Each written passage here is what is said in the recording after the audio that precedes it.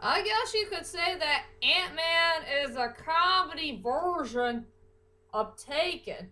But in this movie, nobody gets taken. For real, if you know what I mean. Hi, ladies and dudes. This is Rebecca Lynn Barkley, aka Boopop197. This is my review for a day. And finally, ladies and dudes, we're hanging on to movie review number 89. And my next superhero movie review. And since I already told you on Captain America 3D Civil War, I have never got a chance to see this movie called Ant-Man. So, yep, I went to the library on Sunday. I finally got the movie, and I watched it yesterday. And, to tell you the truth, this is another good Marvel's movie. So, anyway, for my 89th movie review is Ant-Man. And I'll just go ahead and tell you about what the heck do I think about this film. So let's head on to the main plot of the story. So it's a story about this dude named Scott. He had enough of stealing things here and there, and he had enough of going to jail, and he got fired from his job, and all he ever wanted is to spend time with his sweet little girl named Casey. I hope I got her name, Casey. So all he ever wants to do in his life is just become a better man than before. Not until his life is about to change forever, thanks to this old dude named Dr. Hank. Dr. Hank is going to give him a good job that he will never forget for the rest of his life to become this unknown superhero called Ant-Man. And that's all I could say about the main plot of the story.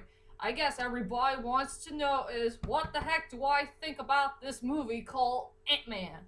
Well, to tell you the truth, ladies and dudes, this is a pretty good movie. I enjoyed this movie called Ant-Man. Like I said, this is a comedy version of Taken, but they decided to add a few changes here or there for this movie. I will say it had a good storyline. It has a couple likable characters, except for two. It has some good action scenes, great drama, great score. And I guess everybody wants to know what the heck do I think about that villain of the movie. I will say he's not all that bad, but he's not the least character person, whatever you call it. I think he's not the weakest character in the movie. I only found two characters who are truly the weakest in my own opinion, if you know what I mean. So let's head on to my strongest points and the weakest points of Ant-Man. I will say for my strongest points for this movie, it has to go to this actor. Our beloved Michael Douglas. I think Michael Douglas did a pretty well done job on this movie. I think I will say, in my own opinion, this is the best movie that he have ever done. And I like a character who plays this doctor who was once Ant-Man himself. And he had a fantastic background story, and he's trying really, really hard to have a good relationship with his daughter. I mean, this guy had truly blew me away. This is Michael Douglas's best performance, best character, and his best role. I remember one of my favorite Michael Douglas movies that I enjoyed watching was definitely Fatal Attractions. You know that movie with Glenn Close where he played a happy married man who had an affair with this woman that he barely knew of, and all he ever wants to do is try to fix his mistake and just be that normal human being that he wants to be, be a happy married man, being with his wife and his daughter and all that stuff, and not having with this affair with this unknown woman that he did not know of. Yeah, that's one of his best movies that he ever did. I know his other best movie is, what is it, Wall Street? And The Game? I I never watched Wall Street, to tell you the truth, and I don't know much about the game, so I do know a couple of Michael Douglas films here and there, but I think I'll rather stay with two movies that is truly his best: Fatal Attractions and this movie. So I think Michael Douglas's performance is truly the strongest point in the movie. Sadly, for the weakest points in the movie, no, I will go with just one main weak point, and there's only two characters I hate in this movie. One is this guy who's a cop, and the other is the ex-wife of Scott. I think those two characters were definitely the weakest ones in the whole entire movie. I really hate those two characters. They're nothing but cold-hearted jerks, and I'll never forgive them for being so selfish and stupid to Scott. I mean, all they're doing is keeping the poor little girl away from her daddy. That's what they did in this movie, and I'll never forgive them for what they had done to Scott, for, treating him like trash, making him as a nothing person and all that stuff. I really hate that. And I really hate that man that Scott's ex-wife is going to be with. I really hate this guy to death. He's nothing but a cold-hearted, arrogant jerk.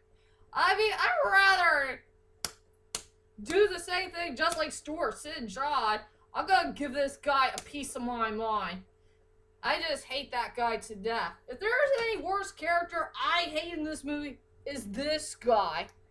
And not the villain. So I spared the villain. It's really this guy and Scott's ex-wife. So yeah, the weakest points in the movie is definitely those two characters. So I guess let's head on to the characters themselves, since we're on to the character-wise. So let's head on to, I will say, the three best characters in the whole entire movie. We'll go with Ant-Man first, or aka Scott, played by Paul Rudd. And I did tell you about him on my Captain America 3: The Civil War. I think he did a fantastic job playing a great protagonist in this movie. He had a good storyline, great personality and attitude. He's a really good comedy relief character, and he's learning so much about being a superhero, all about his strong points, weak points, and he doesn't want to steal anything ever again. All he cares about is he wants to be with his little girl, Casey. Just like Brian Mills wants to spend time with his daughter, Kim. And I think Brian and Ant-Man do have something in common, that they want to spend time with their little girls. And just be the best daddies they could be. So yeah, I think Ant-Man deserves to be one of the best characters who had a great storyline so far in Marvel's history.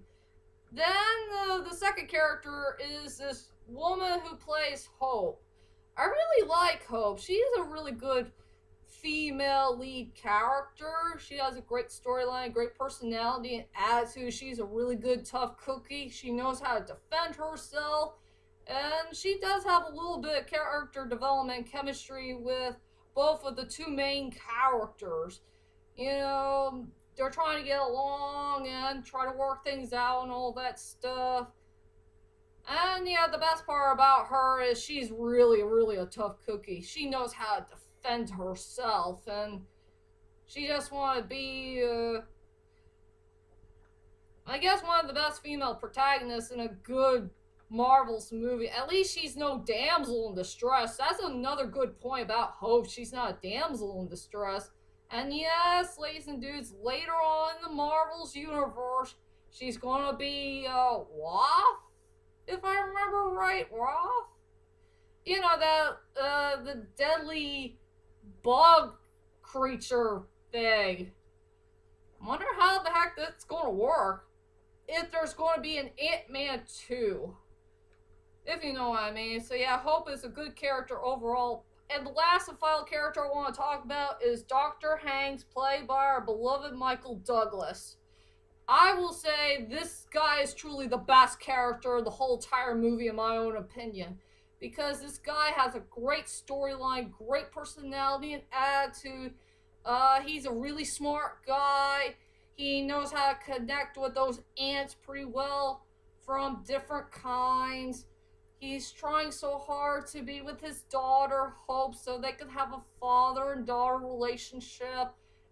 He has some good comedy moments here and there, and all that stuff. So I will say that, yeah, Dr. Hanks is truly the best character of the whole entire movie. I know everybody's best character of the whole entire movie is this guy who's the Latin comedy relief.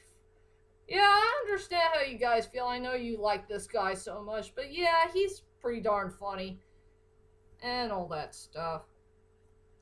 Okay, well, let's go ahead and tell you about my final thoughts of Ant-Man. Overall, Ant-Man is a pretty good Marvel's movie so far, and I guess it's one of the most underrated Marvel's movies so far in the Marvel's universe history.